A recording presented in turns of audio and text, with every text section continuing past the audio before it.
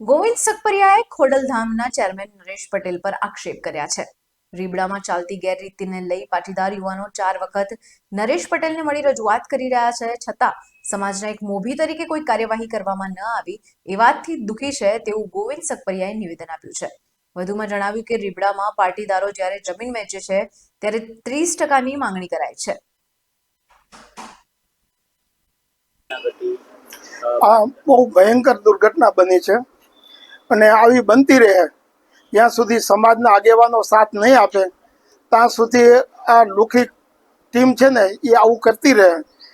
અલ્પેશ ઢોલરિયા, ઓલા કથિરિયા અને જિજ્ઞેસાબેન એ લોકોની જ્યારે ટીમ આવી ત્યારે અમે એને કીધું પહેલાં અમને અમે એની ગાડીઓ રોકી રીબડા અને કીધું તમે પહેલાં રીબડાના પ્રશ્ન સોલ્વ કરો, આજ કેટલા વર્ષથી અડગે છે, તો કે અમે આના પછી આવશું। એ પછી આવ્યા નહીં।